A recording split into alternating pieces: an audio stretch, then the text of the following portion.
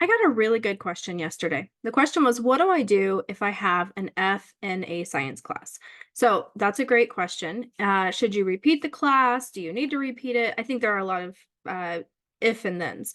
So if you have an F or even below a C minus in any of the science prereqs, as in bio, chem, physics, OChem, or even biochem now, then yeah, you're going to have to repeat that. And where you repeat that, whether it's at a community college or it's at your institution or through a post-bac program, it really doesn't matter. Those intro level, prereq science requirements are not what they use to determine whether you can handle medical school. So those are just like checklist things you have to get done. So let's say you get a C minus or a D in OChem at your undergrad institution and you graduate, and so now you're stuck with this grade. I would go take it at a community college because that one class isn't going to make or break your application. Now, another scenario is, let's say you have a C minus or below in a non-prereq science class.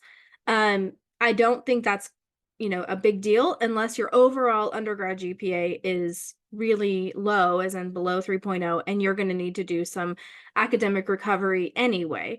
If your academic recovery plan is to do a post-bac program or do a DIY post-bac and you're looking for upper div science classes to take, then it kind of just makes sense that you might repeat the class that you got a C minus or below in. For example, classes I always recommend my DIY post-bac people take start with biochem and then move to cell bio, genetics, immunology, anatomy, physio, advanced physio if they have that. You could do pharmacology, you could do obviously microbiome would be great. And then if you have more, you could do cancer biology. There are so many other upper div science classes, endocrinology, anything in the physiology department's going to be great. But start with those basic ones, the first ones I read off. And if you have C minuses or below at any of those would be the first ones I would choose to repeat because those are the ones that are going to be really fundamental to your future education. So let's say hypothetically you have an F in your first 2 years of college. I doubt any med school is going to blink an eye at that because it's in your first 2 years and lots of bad things happen in our first 2 years. Like we're 18, 19 years old. Like we do things it's not who we are today. If your F is in the last year of college, though, that's a different problem because now it's so recent to the time you're starting med school. So now they're thinking, okay, this person just got this F, meaning there was some problem very recently.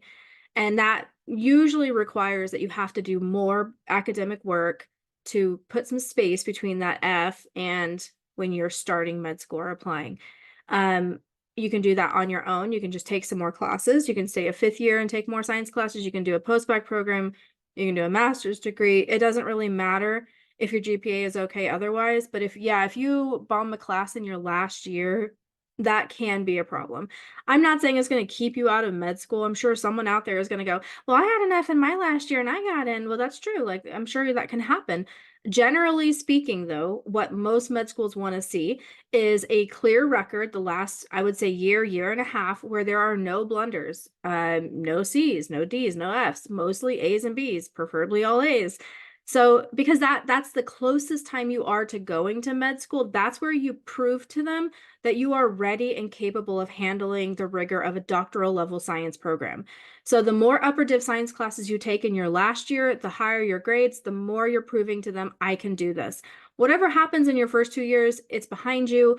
You have to repeat the classes if you have to, but don't go repeating a bunch of B's and C's trying to prove to med schools you can handle it. If you have B's or a sprinkling of C's, your best bet would be to take upper div science classes, a lot of them or a few together, take 3 science classes together, and do really, really well, because taking 3 upper div science classes at the same time and getting straight A's is going to prove more to a med school that you can handle it than taking OChem over at a community college. I hope that helps.